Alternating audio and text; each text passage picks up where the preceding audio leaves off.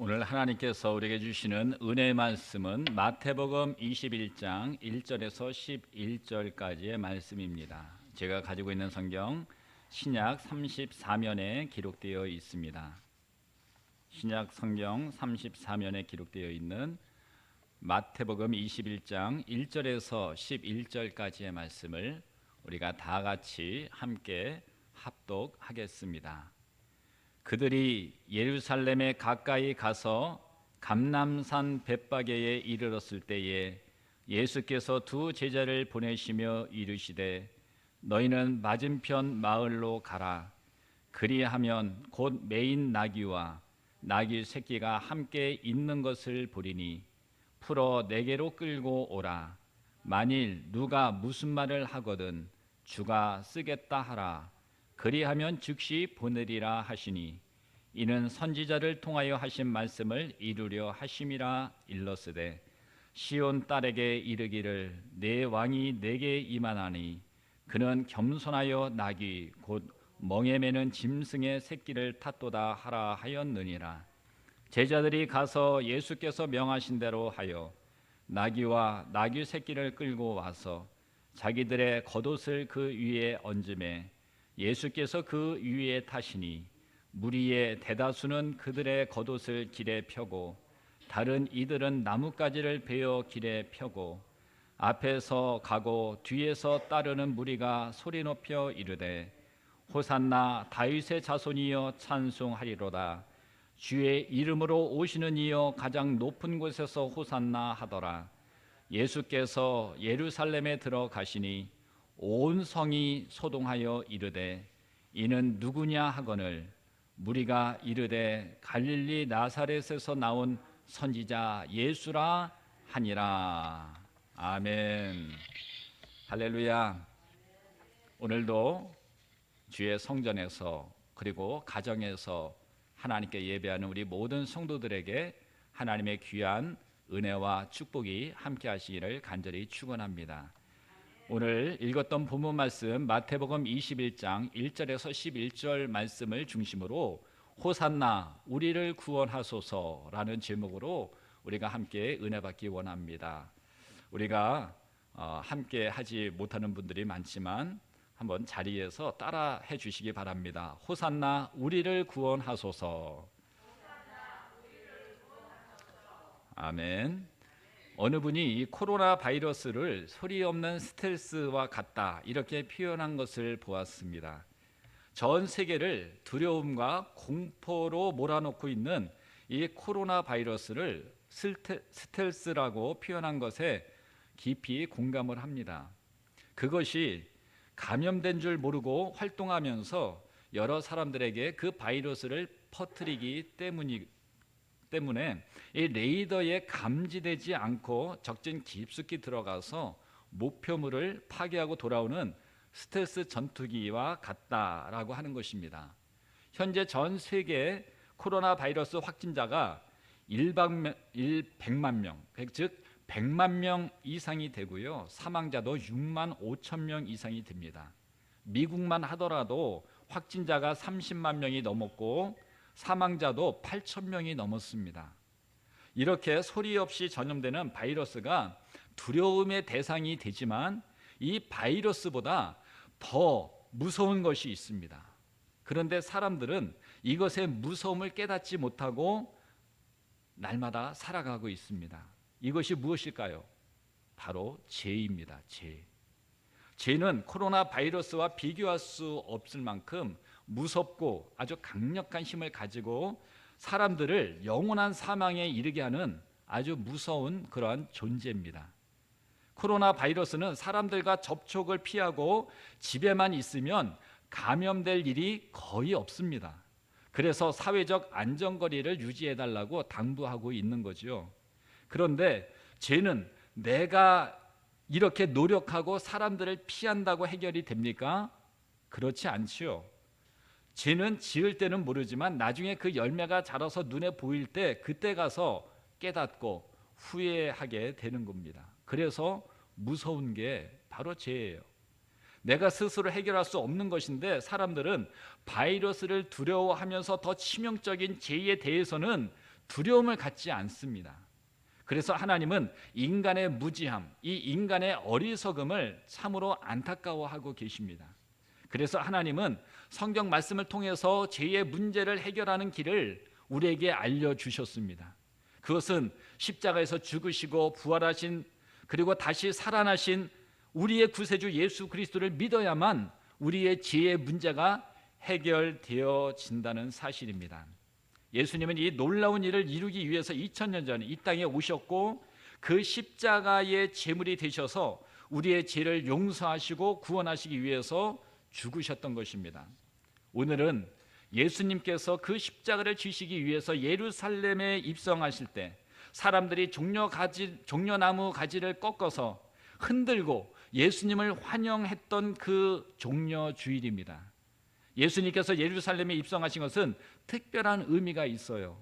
이것은 이제 예수님께서 십자가의 수치와 고난과 죽음의 길로 들어가는 것을 의미하고 있습니다. 예수님은 앞으로 있을 십자가의 죽음을 결단하시고 그 성문을 지금 통과하고 계십니다. 그렇기 때문에 예루살렘 성으로 들어가시는 그 길은 예수님의 입장에서 볼 때는 아주 비장한 각오를 하시고 또 두렵고 떨리는 일이 아닐 수가 없습니다. 그런데 오늘 예수님께서 예루살렘에 입성하시는 그 모습을 보면 죽음의 두려움 속에 떨고 있는 것이 아니라 오히려 축제와 같은 그런 분위기를 우리가 느낄 수가 있습니다.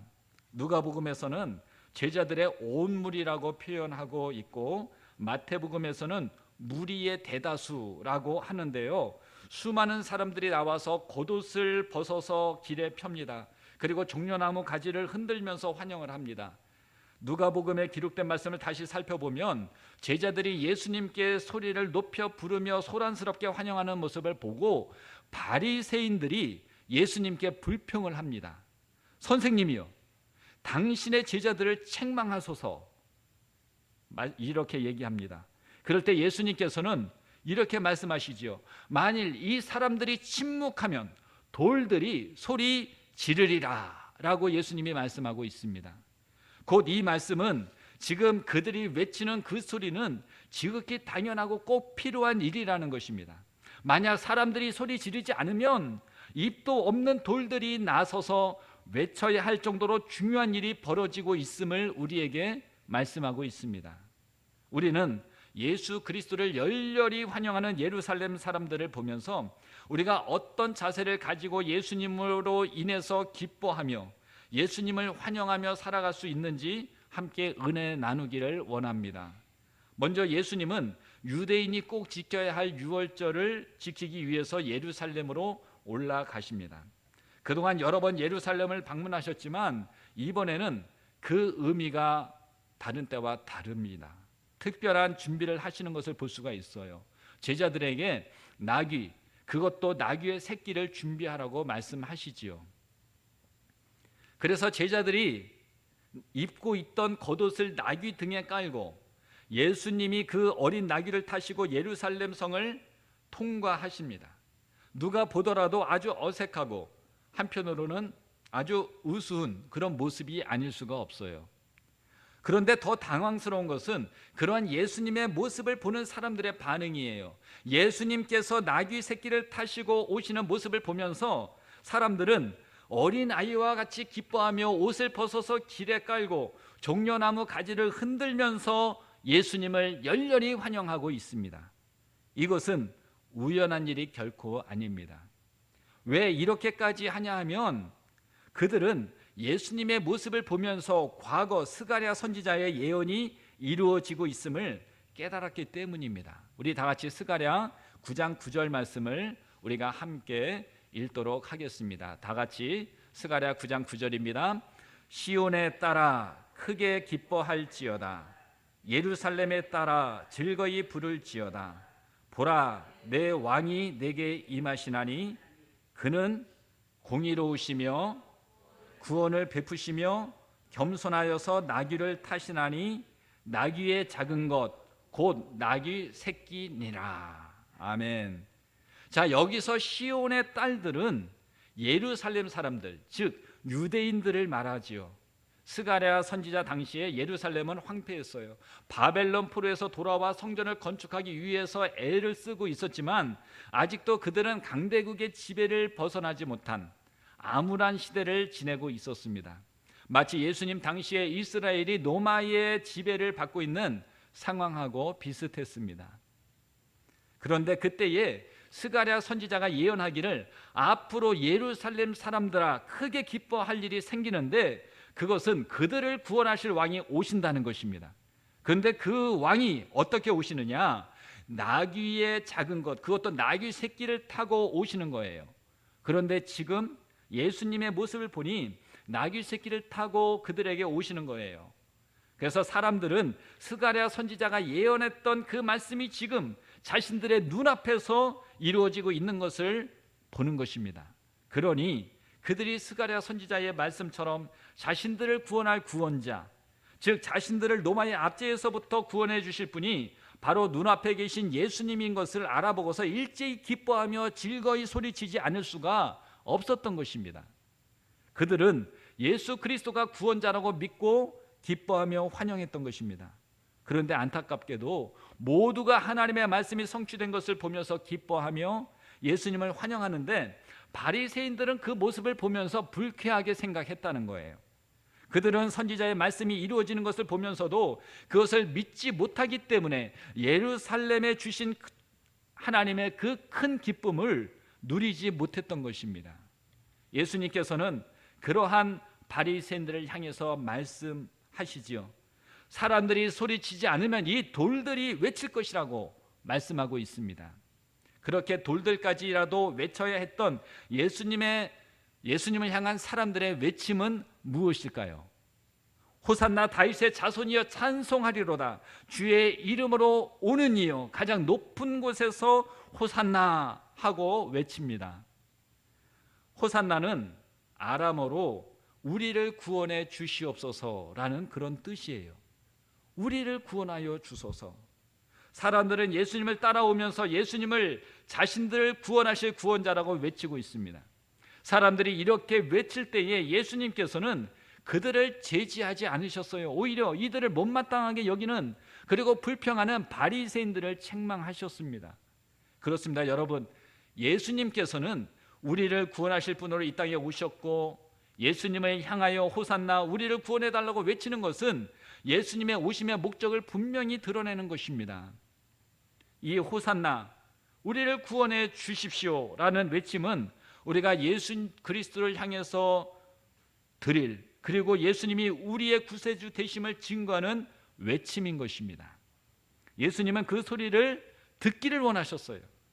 예수님이 정말 듣고 싶었던 말씀은 호산나 우리를 구원하소서라는 말씀입니다. 이 호산나의 외침은 2000년 전 유대인들만이 아니라 지금 예수님을 구세주로 고백하는 모든 사람들이 외칠 믿음의 고백이 되는 줄로 믿습니다.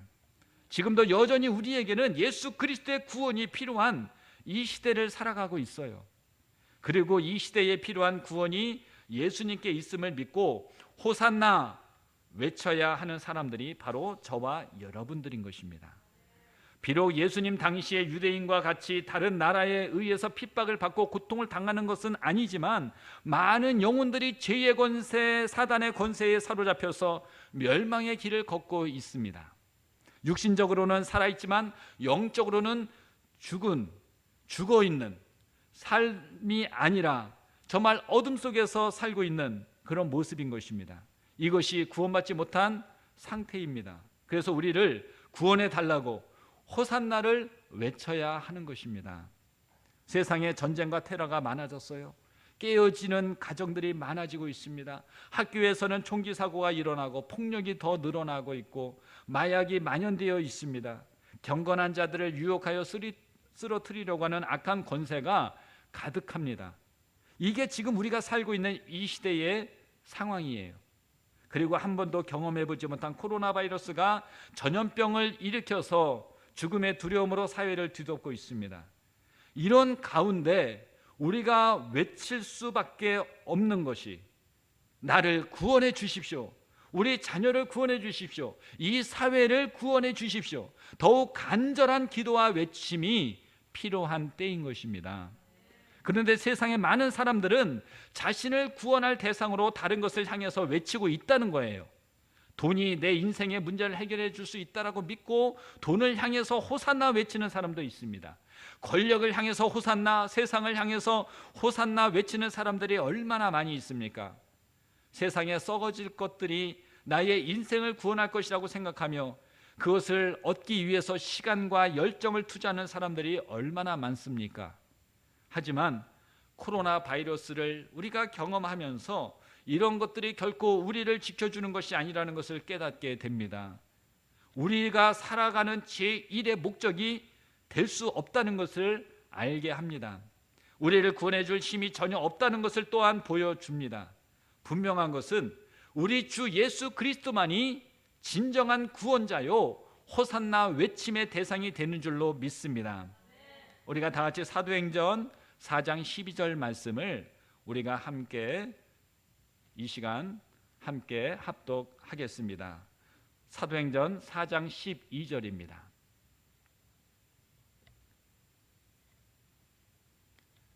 말씀 두 번째 찾으면 됩니다. 사도행전 4장 12절 말씀을 다 같이 함께 읽습니다.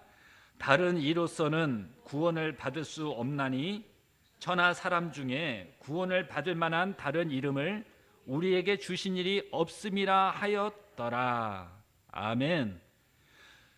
오로지 예수 그리스도만이 우리를 구원할 유일한 이름인 것을 믿으시기 바랍니다. 그래서 호산나, 이 외침은 우리의 믿음의 고백인 거예요.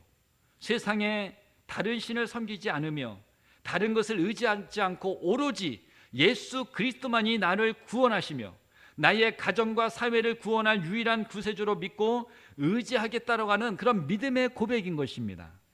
그리고 예수님은 이 믿음의 고백과 외침이 돌들이라도 나서서 증거해야 할 중요한 외침이라고 오늘 본문에서 말씀하고 있는 것입니다. 오늘날 바리새인과 같이 예수님만이 구원자라는 고백을 무시하고 거부하는 사람들이 많이 있습니다. 하지만 하나님께서 찾는 사람은 예수님만이 우리의 왕이시요 우리의 구세주이십니다라고 하며 고백하며 살아가는 믿음의 사람들인 것입니다. 그런데 예수님을 향하여 호산나 외치며 구원의 왕으로 고백할 때 필요한 태도가 있다는 거예요. 바로 예수님께서 나귀를 타시고 예루살렘에 입성하신 것은 사람의 시선을 끌기 위한 쇼가 아닙니다. 스가랴 선지자는 왕으로 오실 구원자가 겸손하여 나귀 새끼를 탄다고 했습니다. 이 말씀은 예수님께서 겸손하시고 그 겸손하신 모습으로 세상을 구원할 것을 미리 예언하였던 것이지요. 예수님께서 사람들을 구원하실 방법은 다른 것이 아니라 겸손이었습니다. 그래서 나귀가 멍에를 매듯이 사람들의 죄를 대신 지시고 사람들에게 핍박과 수치를 당하셨던 거예요. 그리고 그들이 지어주는 십자가를 멍에와 같이 지시고 십자가에서 죽으셨던 것입니다. 예수님은 처음부터 나귀를 타고 오심으로 사람들에게 자신이 누구인지 자신의 정체성을 보여주셨고 그 방법을 보여주셨습니다. 결코 백마를 탄 개선 장군들처럼 자신의 말발굽 아래의 모든 것을 밟아 무너뜨리는 방법이 아니셨어요. 구원의 방법은 하나님께 속한 것입니다. 미워하고 증오하는 마음에서 나오는 폭력과 힘을 가지고 세상을 구원할 수는 없어요. 그 방법은 사탄의 방법입니다. 호산나 외치는 수많은 사람들이 그러한 마음을 가지고 있었다는 거예요. 예수님께서 다윗의 자손답게 강력한 힘을 가지고 로마에 대항하여 싸우고 그래서 이스라엘을 그들의 손에서 구원해 주시기를 기대했습니다. 그래서 그렇게 강력하게 호산나를 외쳤습니다. 그러나 예수님을 향한 호산나를 외쳤던 사람들은 하나님의 구원의 방법을 알지 못했어요. 예수님을 통한 하나님의 구원의 목적을 오해했습니다. 그러니 문제가 생기지요. 예수님을 향해 강력한 힘을 보여달라고 그렇게 열렬히 환호하고 기대했는데 예수님을 보니까 아주 무력하게 어떠한 저항도 없이 로마 병사들에게 붙잡혔습니다. 도리어 예수님이 잡히시는 것을 막기 위해 한 제자가 칼을 들어서 대제사장의 종의 귀를 잘랐는데 예수님은 뭐라 말씀하십니까? 칼을 가지는 자는 다 칼로 망하느니라 라고 하시며 꾸중하셨어요. 그리고 아무 저항 없이 로마 군인들에게 끌려가셔서 채찍을 맞으셨습니다. 그리고 제사장 빌라도가 사람들에게 말합니다. 그리스도라 하는 예수를 내가 어떻게 하랴? 그때 사람들은 말합니다. 십자가에 못 박혀야 하겠나이다. 빌라도는 다시 묻습니다. 무슨 악한 일을 하였느냐 물을 때에 더욱 거세게 사람들은 외칩니다. 십자가에 못 박게 하소서. 이렇게 어떻게 이럴 수가 있을까요? 며칠 전에는 호산나 하며 구원해 달라고 열렬히 맞아들이더니 이제는 십자가에 못 박으라고 돌변할 수 있을까요?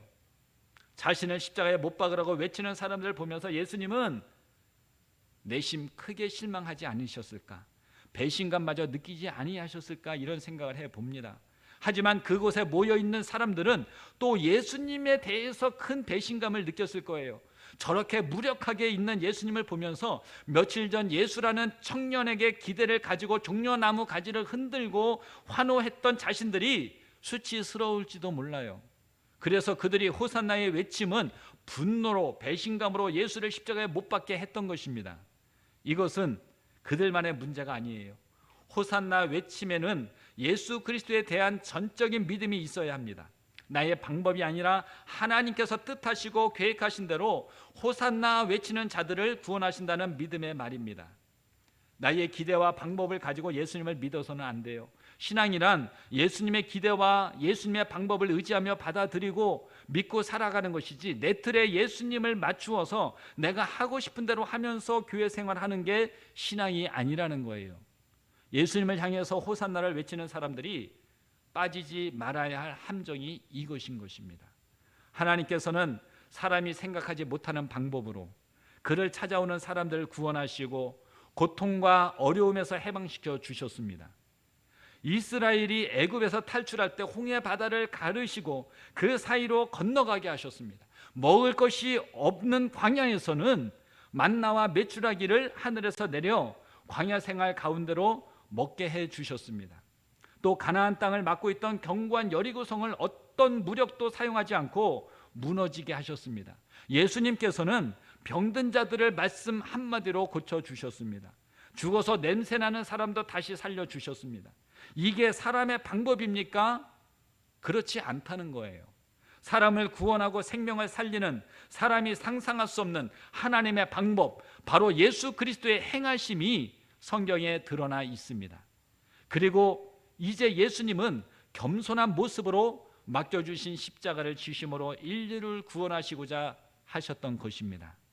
하나님의 구원의 계획과 방법이 나의 생각과 방법 그리고 나의 생각하는 때가 아니더라도 우리가 믿음으로 하나님을 신뢰하고 온전한 믿음으로 살아갈 때에 반드시 우리를 하나님이 정하신 때에 기가 막힌 방법으로 우리를 구원해 주실 줄로 믿습니다. 말씀을 정리합니다. 호산나 다윗의 자손이여 찬송하리로다. 호산나 다윗의 자손이여 나를 구원하여 주소서. 그 어느 때보다도 호산나의 외침이 필요한 시대를 우리는 살아가고 있습니다. 어느 때보다도 죄가 많고 유혹이 많은 때를 우리는 살아가고 있습니다. 웬만한 죄는 죄처럼 느껴지지 않는 시대를 우리가 지금 살아가고 있습니다. 세상의 분주함과 물질 숭배 사상은 우리의 영적인 삶에 관심을 두지 못하게 합니다. 물질이 풍요하고 건강하면 그것이 복이라고 여기며 영혼의 갈급함을 외면하며 살아가는 이들이 얼마나 많은지 몰라요. 이 시대로부터 우리는 구원함을 받아야 합니다. 호산나 우리를 구원해 주소서. 코로나 바이러스로 비롯하여 온갖 질병과 사람들이 감당할 수 없는 자연의 재해들이 얼마나 이 시대에 많이 일어나고 있습니까? 지진과 해일, 홍수, 토네이도, 너무너무 많은 것들이 사람들을 죽여가고 있습니다. 사람의 힘으로 제어할 수 없는, 감당할 수 없는 그런 일들이 얼마나 많이 일어나고 있습니까? 호산나 우리를 구원하소서. 이것이 이 시대에 우리가 외칠 외침인 줄로 믿습니다. 그 어느 때보다 하나님의 구원이 간절한 때입니다. 돌들이라도 외치게 하겠다던 예수님의 말씀을 들으며 우리도 이 시대를 살아가면서 예수 그리스도를 향하여 호산나 하며 우리가 외쳐야 합니다. 하지만 예수님께서 듣고자 원하시는 호산나 외침은 예루살렘에 입성하실 때 무리들이 외치던 나만의 구원을 바라는 이기적이거나 미움과 징후의 마음에서 나오는 구원이 아닙니다.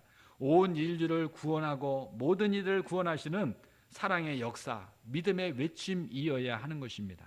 그렇기 때문에 호산나는 하나님의 구원의 계획에 우리의 마음을 합하는 외침이 되어야 하는 것입니다. 많은 사람들이 물질적인 것, 육신적인 어려움과 고통에서 해결받는 것을 구원이다 이렇게 생각을 합니다. 물론 그것도 우리가 해결해야 할 문제이긴 합니다. 하지만 가장 근본적인 구원은 영혼의 구원인 것입니다. 하나님을 알지 못하고 그 말씀대로 살지 못해서 만들어지는 많은 문제들, 이것을 위해 중보하며 호산나해야 하는 것입니다. 이 시대를 구원해 주소서, 이 사회를 구원해 주소서.